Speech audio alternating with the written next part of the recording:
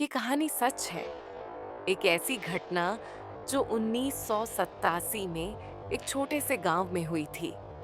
एक ऐसी दास्तान जो आपके दिल में डर बैठा देगी और रात के अंधेरे में आपकी नींद उड़ा देगी।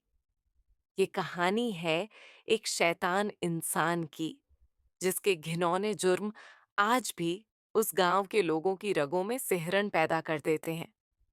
सुनिए, लेकिन संभल कर, क्योंकि ये कहानी दिल से दिल तक नहीं, रूह से रूह तक जाती है। एक छोटा सा गांव, गांव के किनारे घने जंगलों के बीच खड़ी थी एक पुरानी हवेली। लोग कहते थे कि उस हवेली में भूत रहते हैं, लेकिन असली भूत तो इंसान के रूप में छिपा था। हवेली का मालिक ठाकुर बलदेव सिंह, अमीर, दबंग और बेरहम। उसके सामने गांव वाले जुबान खोलने से भी डरते थे।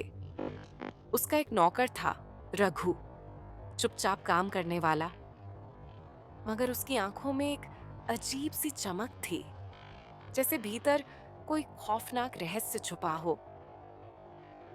एक रात गांव की एक जवान लड़की, रानी, अपने बीमार पिता के लिए दवाई लेने निकली। रास्ता उसी हवेली के पास से होकर जाता था, लेकिन वो रात उसकी जिंदगी की आखिरी रात साबित हुई। सुबह हुई तो रानी कहीं नहीं मिली। पूरा गांव खोजता रहा, मगर कोई सुराग नहीं मिला। लोगों को शक था कि ठाकुर के हाथ इस जुर्म में है, लेकिन उसकी ताकत के सामने कोई बोलने की हिम्मत नहीं कर पाया। एक महीने बाद गांव का एक छोटा लड़का हवेली के पास खेल रहा था। अचानक उसे पुराने कुएं के पास से सड़ांध की भयानक बदबू आई। जब गांव वाले वहां पहुंचे तो कुएं के भीतर का नजारा देखकर सबकी रूह कांप गई। रानी की लाश सड़ी गली हालत में, बिना कपड़ों के वहां थी। शरीर पर जुल्म के घिनौने निशान, हाथों में रस्सी के गहरे दाग और चेहरे पर एक ऐसी दर्दनाक चीख जमी हुई थी जो देखने वालों के दिल में हमेशा के लिए बस गई। गांव वालों की चीख पुकार सुनकर पुलिस बुलाई गई। पुलिस ने जांच शुरू की। ठाकुर बलदेव सिंह ने अपनी ताकत और पैसों का इस्तेमाल कर खुद को बेकसूर साबित कर दिया।